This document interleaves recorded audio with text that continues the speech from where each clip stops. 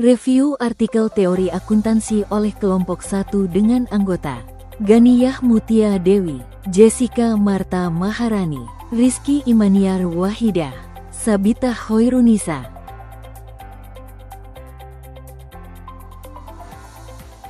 Ayo kita diskusi jika artikel tersebut dibandingkan dengan teori lain dan bagaimana hasilnya. Judul pada artikel berikut: Stakeholder or Legitimacy Theory, The Rationale Behind a Company's Materiality Analysis, Evidence from Indonesia dihubungkan dengan teori agensi. Hasilnya, dalam perspektif teori agensi, analisis materialitas digunakan manajemen untuk mengelola asimetri informasi antara agen dan prinsipal. Hasil penelitian menunjukkan bahwa pengungkapan materialitas cenderung dipengaruhi oleh tekanan kreditur, DER, sementara profitabilitas tidak berpengaruh, sehingga pengungkapan lebih berfungsi untuk mengurangi konflik keagenan secara selektif, bukan sebagai akuntabilitas menyeluruh. Selanjutnya, artikel dengan judul Do Audit Committee Attributes Influence Integrated Reporting Quality, an Agency Theory Viewpoint dihubungkan dengan teori stakeholder.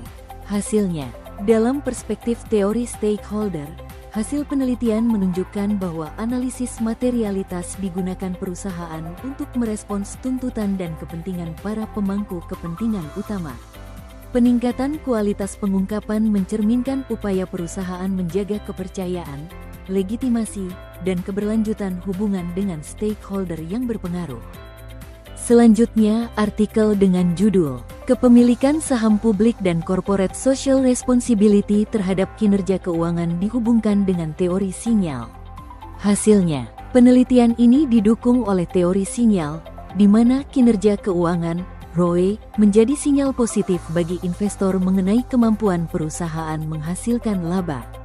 Pengungkapan CSR berperan sebagai sinyal non-keuangan, namun hasil penelitian menunjukkan bahwa investor publik lebih merespons sinyal keuangan dibandingkan sinyal CSR, sehingga CSR tidak memediasi hubungan kepemilikan saham publik dan kinerja keuangan. Selanjutnya, artikel dengan judul A Step-by-Step Method to Classify Corporate Sustainability Practices Based on the Signaling Theory dihubungkan dengan teori stakeholder. Hasilnya, berdasarkan teori stakeholder, perusahaan dituntut untuk memenuhi kepentingan berbagai pihak melalui kinerja keuangan dan pengungkapan CSR.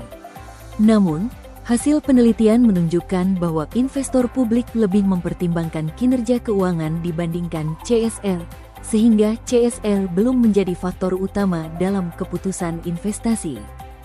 Kesimpulan dari diskusi mengenai penerapan ketiga teori ini adalah bahwa teori agensi, stakeholder, dan sinyal saling berinteraksi dalam membentuk kebijakan pengungkapan perusahaan, di mana manajemen menggunakan analisis materialitas dan laporan keberlanjutan untuk mengurangi asimetri informasi.